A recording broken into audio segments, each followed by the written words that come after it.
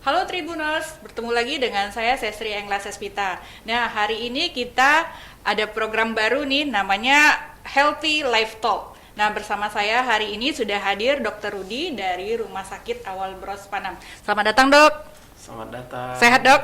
Alhamdulillah. Alhamdulillah.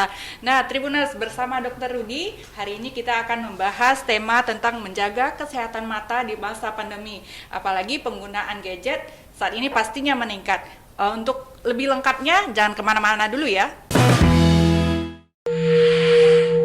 Ragam informasi terkini kami hadirkan tiada henti. Simak tribunpekanbaru.com.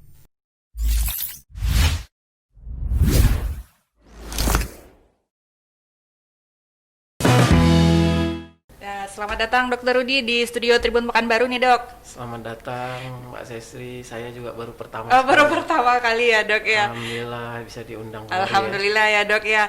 Nih, Dok, nih sampai sekarang nih dari Maret ya kita ya, Dok ya, konfirmasi kasus pertama COVID-19 ya, Dok, di Indonesia ya, Dok ya. Iya.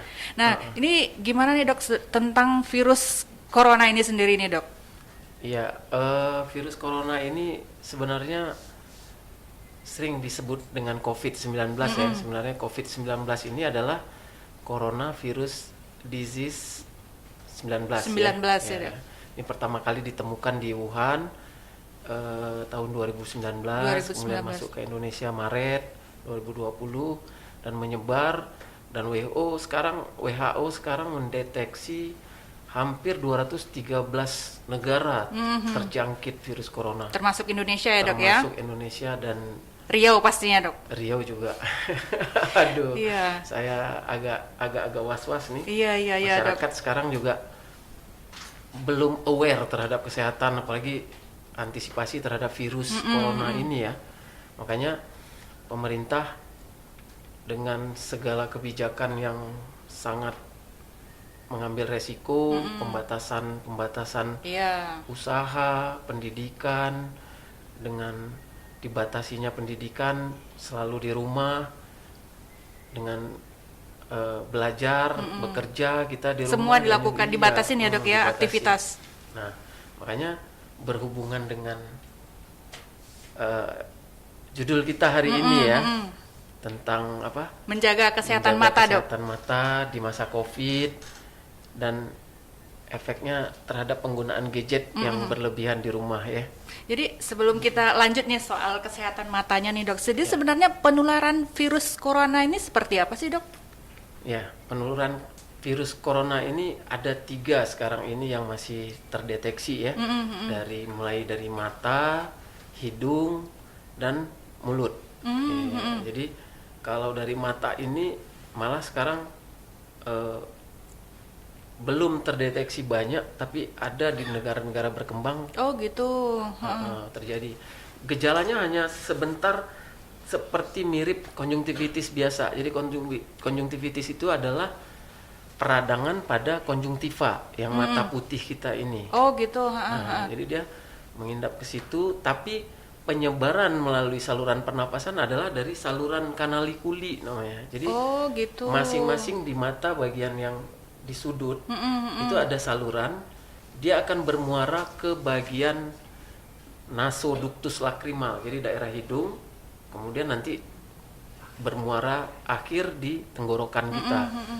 Jadi kadang sering mungkin Mbak Sestri mungkin pernah, teman-teman Tribuner di rumah juga merasa kalau pakai obat tetes tuh rasanya di tenggorokan tuh. Iya, benar-benar. Oh, berarti Jadi, ada salurannya gitu, Dok? ada salurannya sehingga bisa menyebarkan virusnya dari situ gitu. Gitu. Kalau dari hidung ya udah pasti hal ada biasa ya. ya.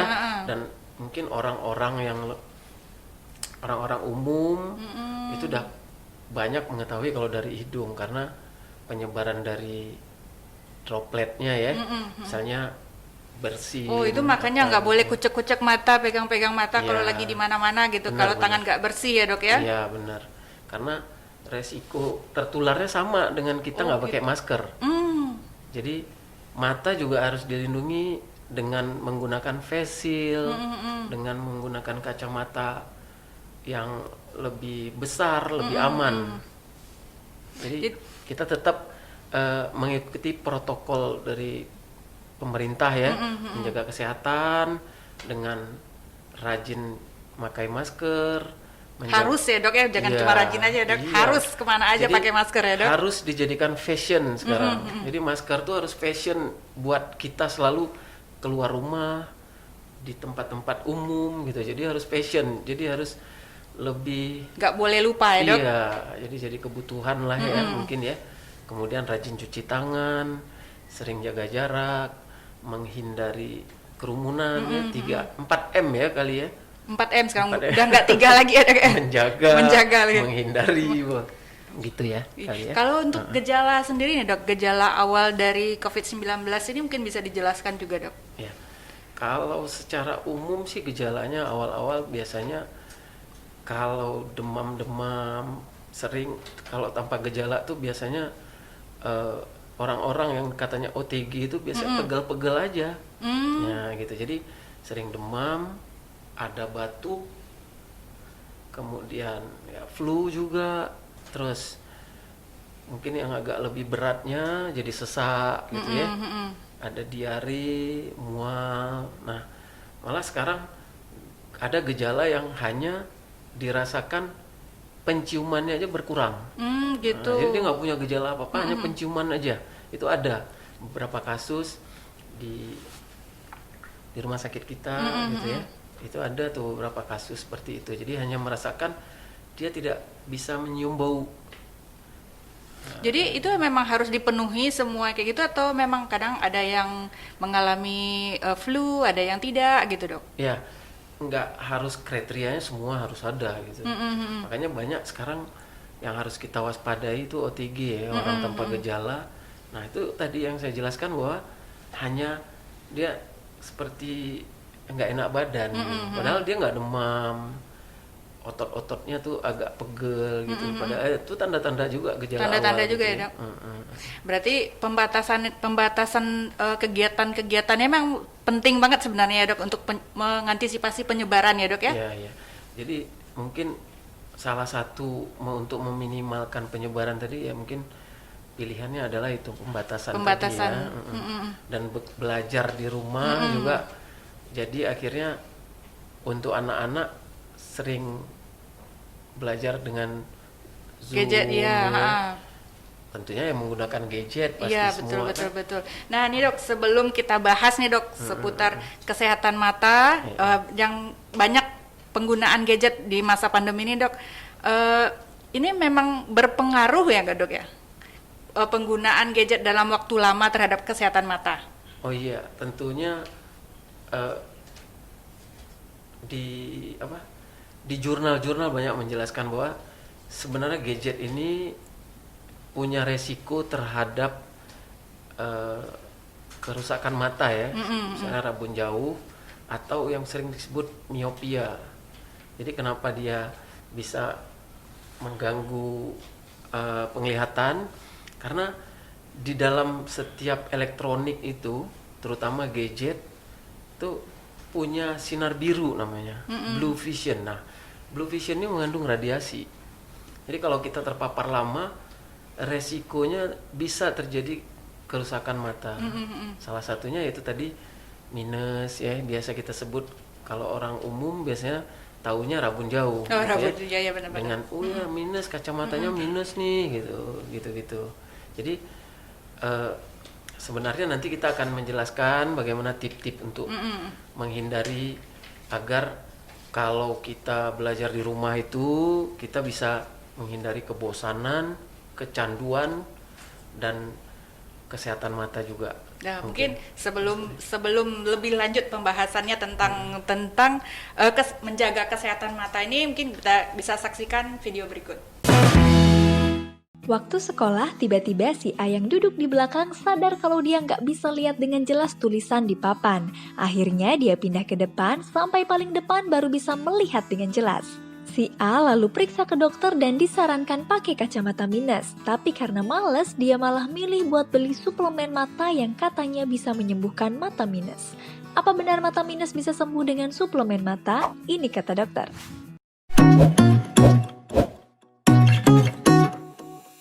Pada mata normal, sinar yang direfleksikan dari sebuah objek masuk ke mata dibiaskan oleh kornea dan lensa mata, sehingga bayangan objek difokuskan tepat di retina. Retina adalah bagian dari mata yang isinya reseptor atau sel-sel yang bertugas menerima cahaya dan meneruskan ke otak sampai terjadi persepsi melihat. Sedangkan pada mata minus, cahaya yang masuk tidak fokus di retina namun jauh di depannya. Makanya benda yang jauh jadi terlihat tidak fokus atau buram. Mata yang minus juga disebut rabun jauh atau miopia. Hal ini disebabkan karena sumbu bola mata terlalu panjang sehingga bayangan objek jatuh jauh di depan retina, atau karena kornea atau lensa mata yang terlalu cembung sehingga pembiasan cahaya terlalu kuat dan bayangan objek difokuskan jauh di depan retina. Faktor risiko dari mata minus antara lain faktor keturunan dan faktor lingkungan seperti sering melakukan aktivitas melihat jarak dekat, membaca jarak dekat, bermain video game dan menonton TV, kurangnya aktivitas di luar ruangan karena ternyata paparan cahaya matahari di luar ruangan membantu pelepasan dopamin yang menghambat pemanjangan sumbu bola mata. Gimana sih ciri-ciri mata minus? Buram saat melihat objek yang jauh, lebih jelas melihat benda yang dekat, memicingkan mata untuk melihat objek yang jauh, dan sering nyeri kepala.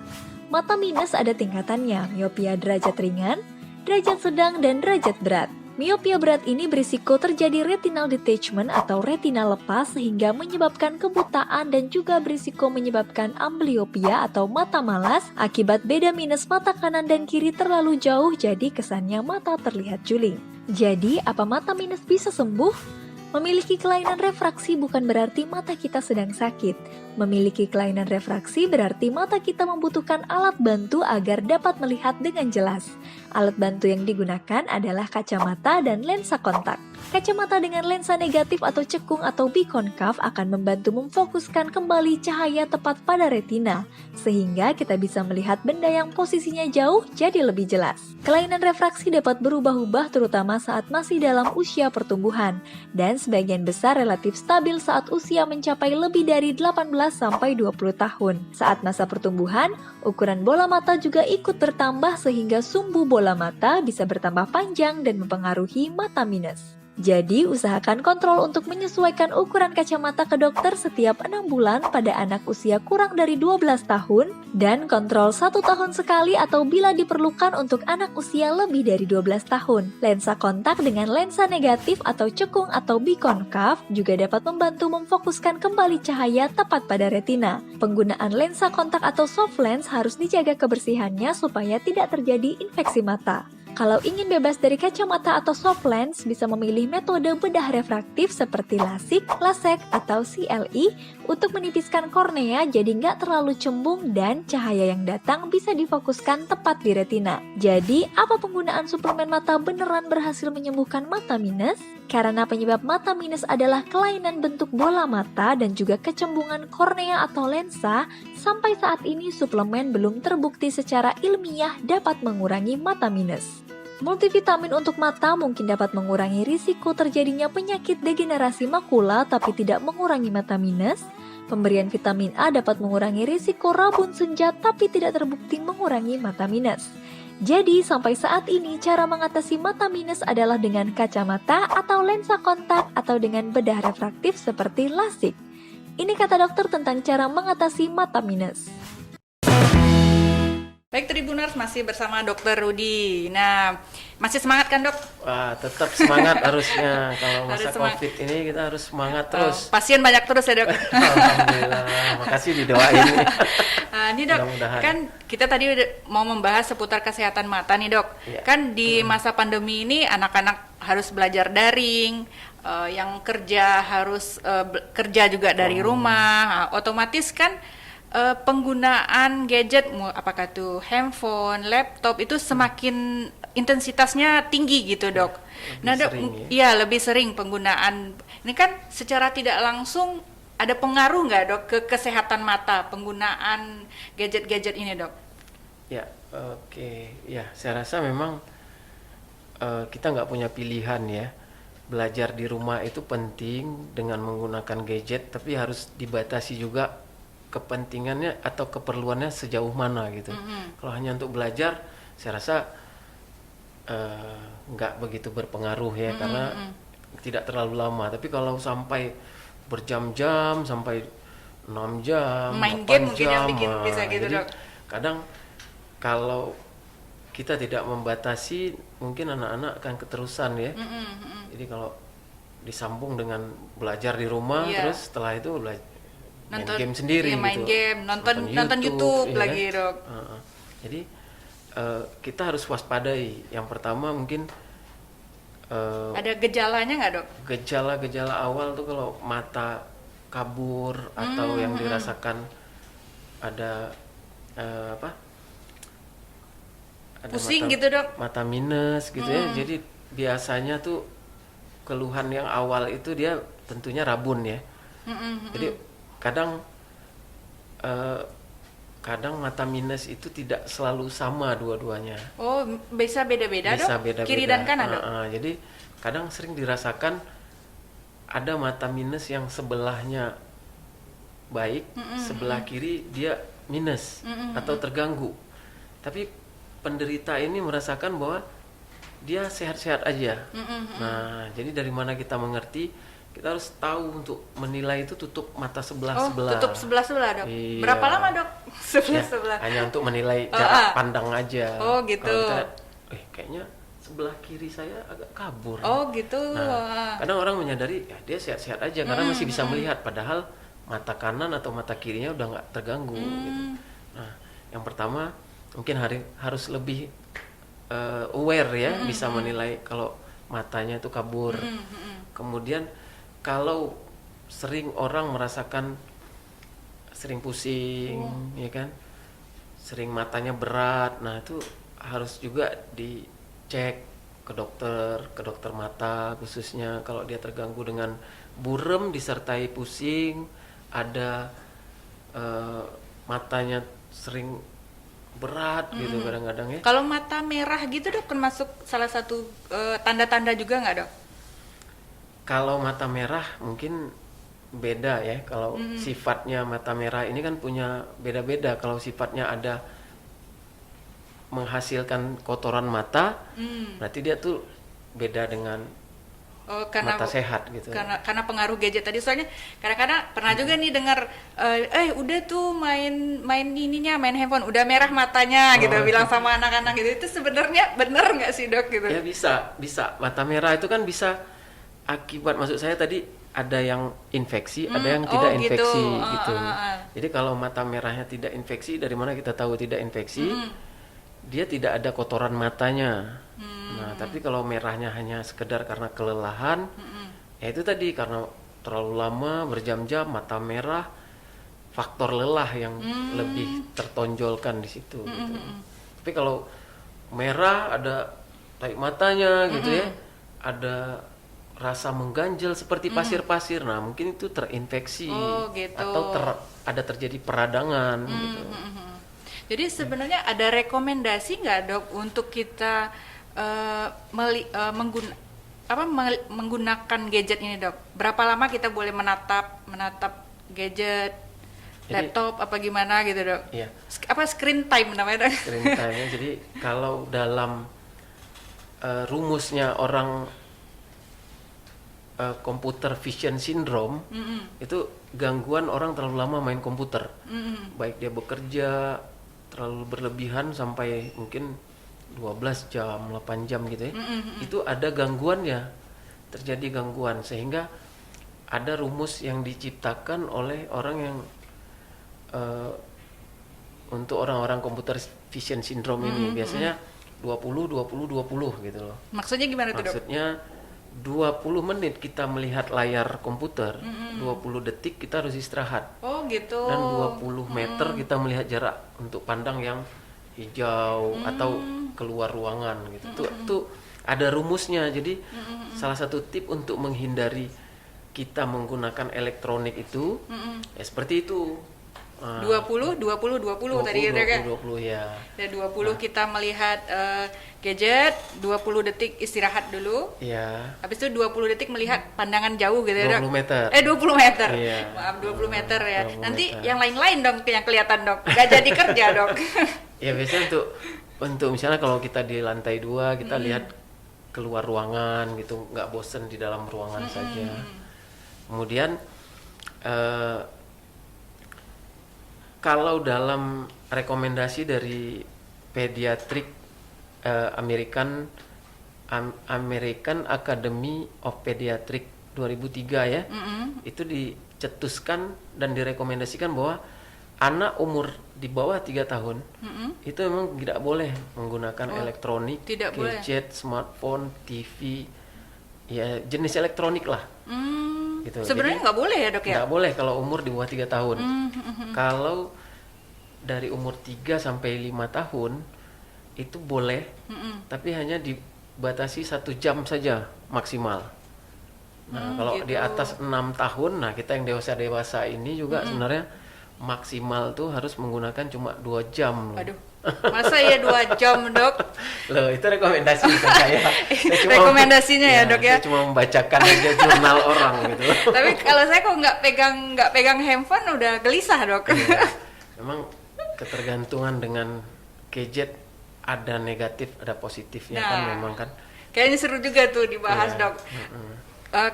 Efek negatif dan positif itu gimana tuh dok? Ya, kalau efek positifnya mungkin kita dengan ada gadget komunikasi lebih cepat, lebih terbuka ya. Terus kemudian dengan gadget ini kita gampang mendapatkan ilmu pengetahuan. Jadi belajar juga dengan menggunakan daring, Zoom, YouTube, sangat terbantu dengan ada gadget. Lebih praktis sekarang ya dok ya? Lebih praktis dan kita bisa jarak jauh kan, memang sangat membantu. Tapi sisi positifnya, sisi negatifnya apa? Anak itu antisosial tuh dia malas berbaur dengan teman-teman di luar, main gadget aja kan. Terus yang kedua itu apa? Sisi negatifnya, obesitas. Oh gitu. Iya, dia kegemukan karena apa? Ya main gadget aja, makan disuapin, jadi nggak ada pergerakan gitu. Jadi dia nggak mau olahraga, Nggak banyak bergerak nggak jadinya banyak dok ya? bergerak akhirnya. Jadi kemudian lamban dari sisi otaknya, main gadget itu kan lamban sebenarnya. Anak nggak mau dilatih untuk mandiri, nggak mau untuk berbaur dengan teman-teman gitu. Jadi sisi positif dan negatif itu memang ada, tapi mungkin menurut saya tip-tip yang harus dilakukan itu sebenarnya untuk membatasi agar jangan gadgetnya kebablasan. Iya. Harus pertama kita harus didampingi oleh orang tua ya. Penggunaan gadget yang maksimal ini kayak seperti apa sih gitu. Tuh harus didampingi orang tua. Kemudian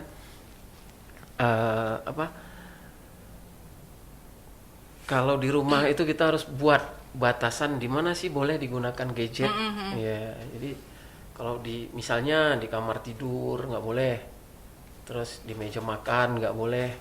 Jadi harus dibatasi tempat-tempat kalau di rumah. Harus ada komitmen orang tua juga ya dok ya? Iya, jadi orang tua juga harus jangan anaknya dibatasin, orang tuanya main gadget sambil ngomong nggak boleh ya dia main gadget. Gitu. Tapi orang tuanya pegang ya dok ya? Iya, jadi harus komitmen bersama. Artinya itu juga memberikan pelajaran untuk anak ya.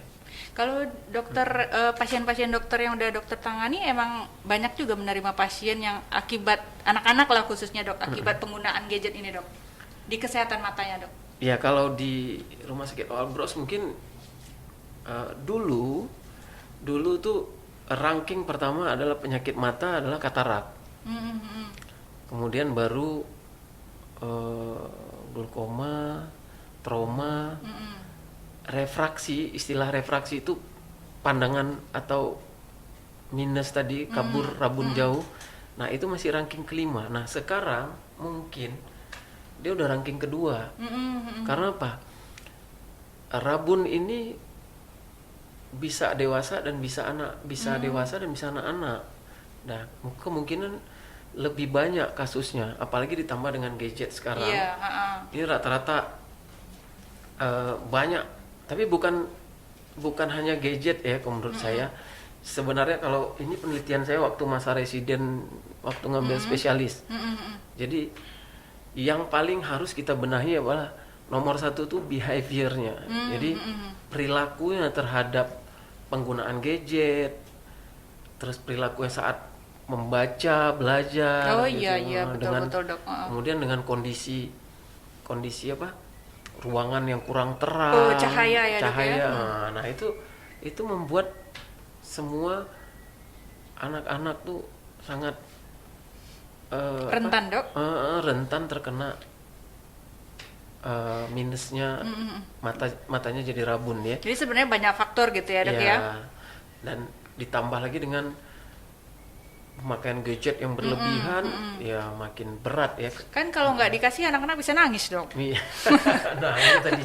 Nah tadi mungkin harus ada sisi psikologis juga ya. Kita harus, orang tua ini harus bisa membaca atau belajar.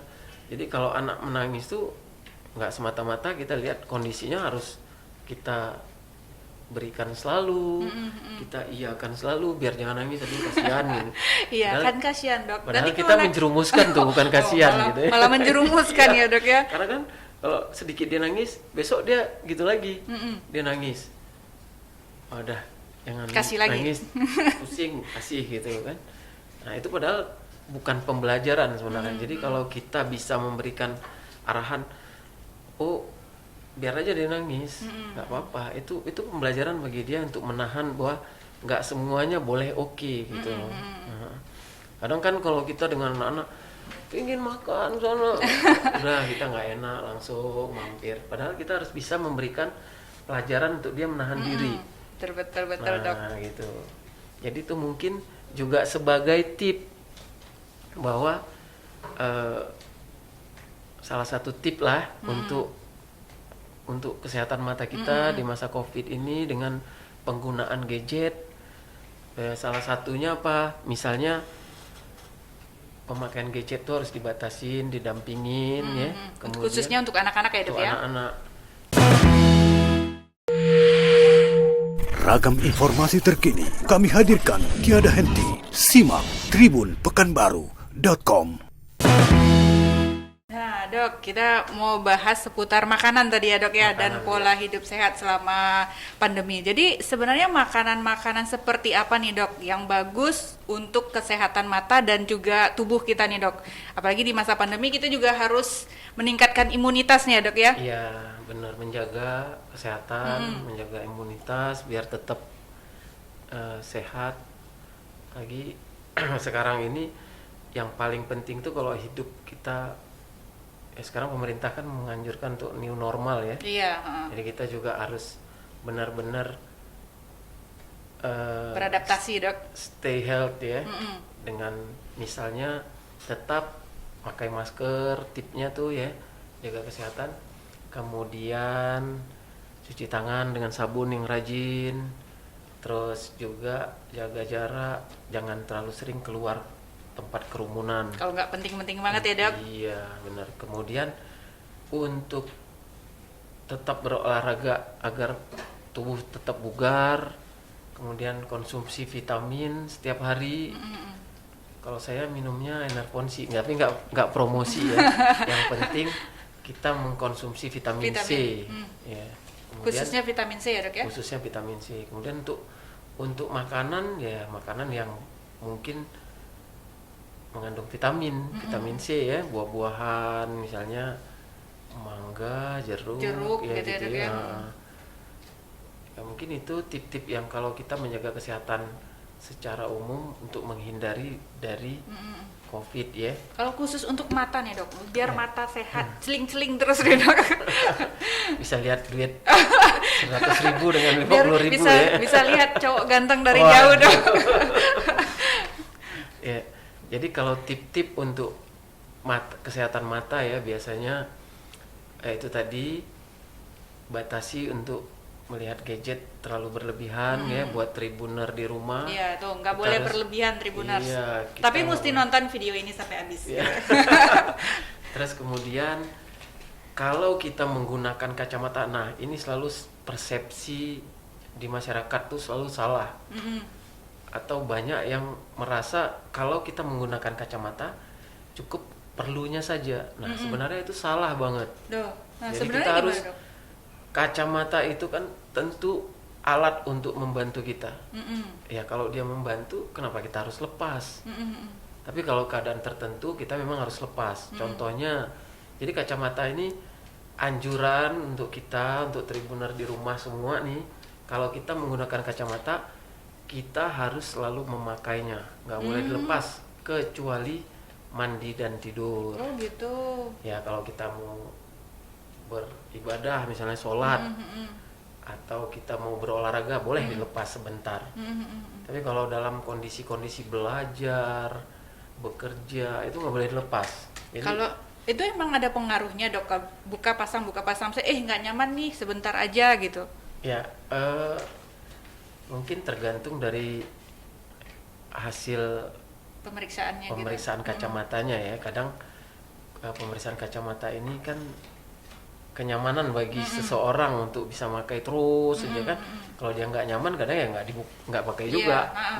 Tapi anjuran yang paling penting kalau dia teorinya kacamata ini harus dipakai terus. Harus dipakai terus ya dok Pakai ya. terus untuk menghindari apa?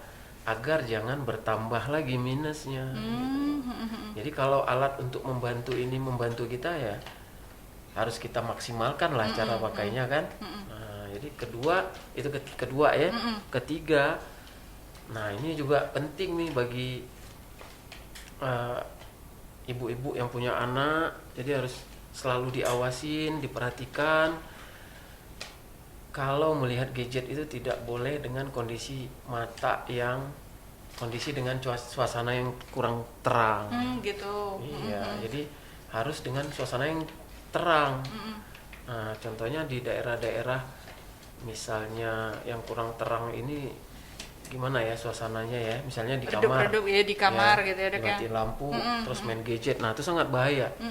Di situ radiasi sinar birunya sangat-sangat cepat merusak mata ya.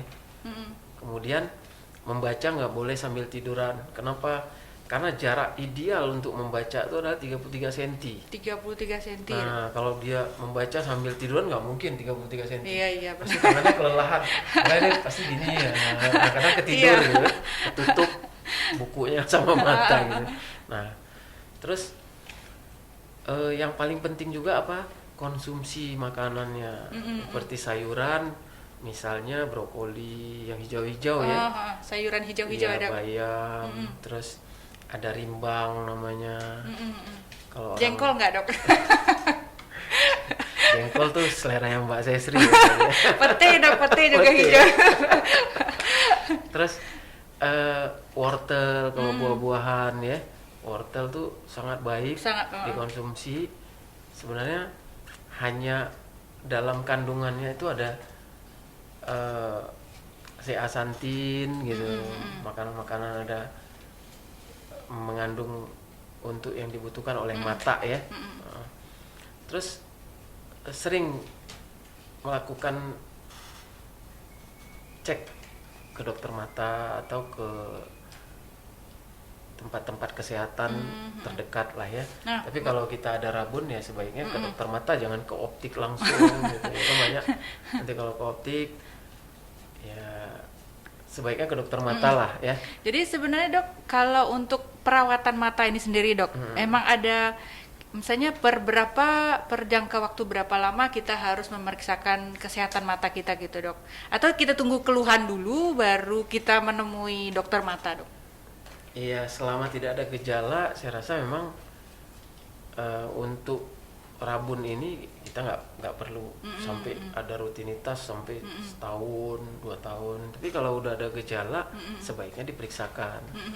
Tapi nggak ada keharusan atau rutinitas yang kita periksa, kecuali medical check up saja ya nggak apa-apa ya kan. Iya dok.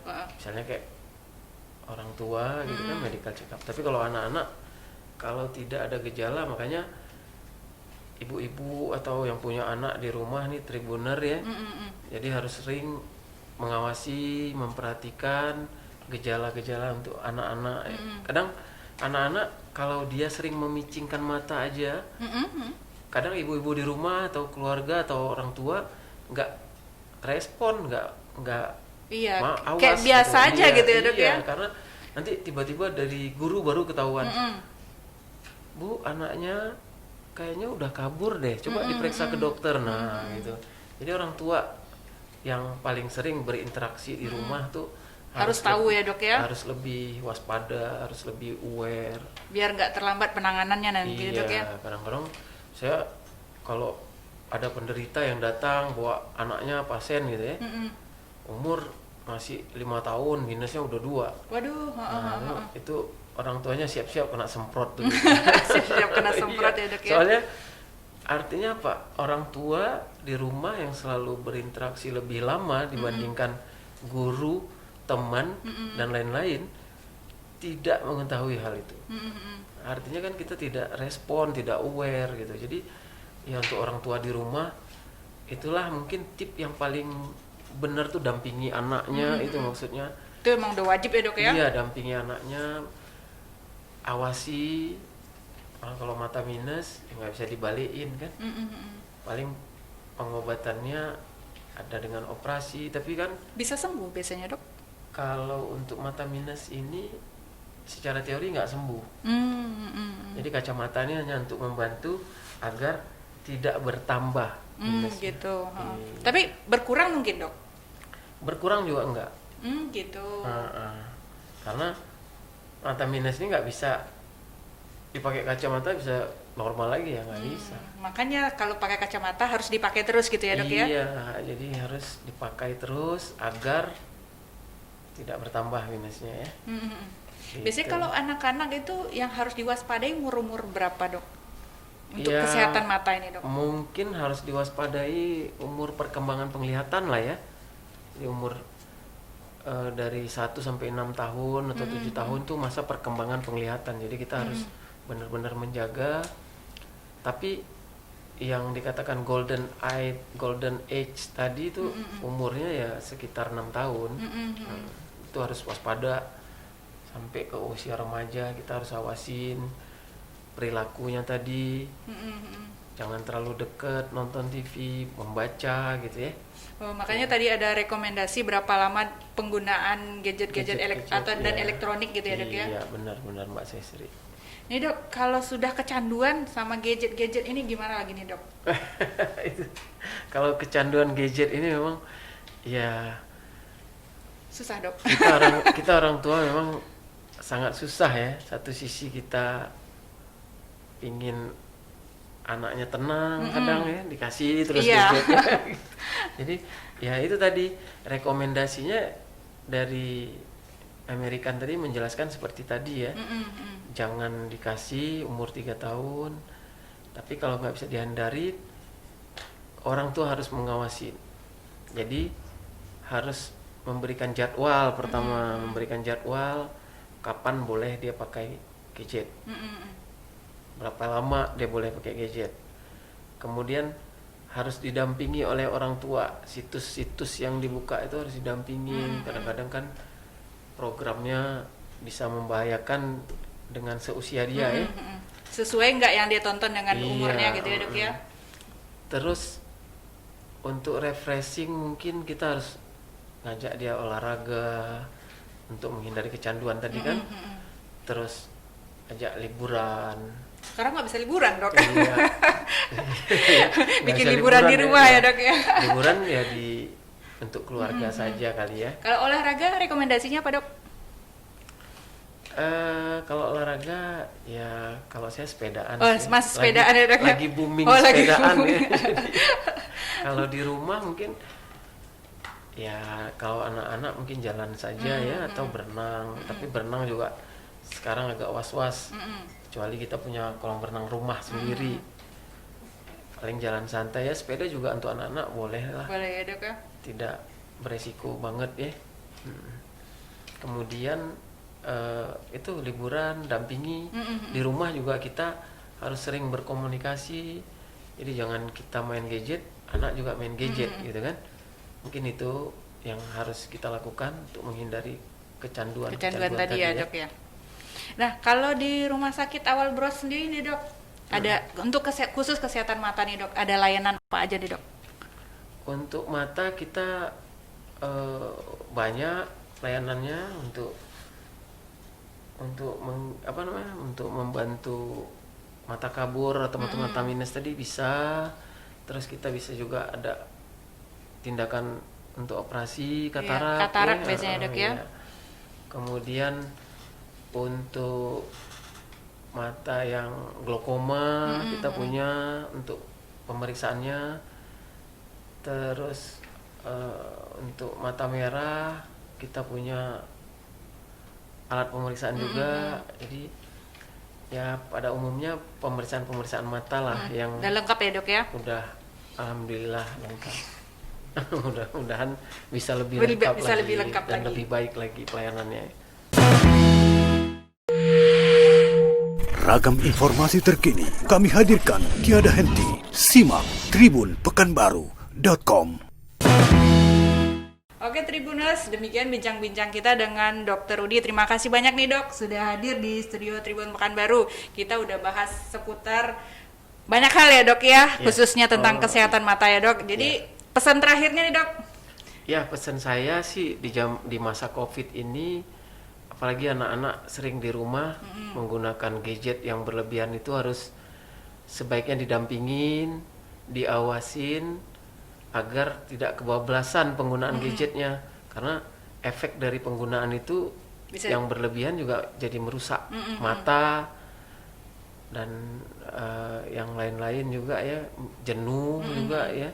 Mungkin orang tua lebih berperan lah kalau menurut saya. Jadi paling penting tuh orang tua harus selalu mendampingi anaknya, mengawasi agar tidak merusak matanya.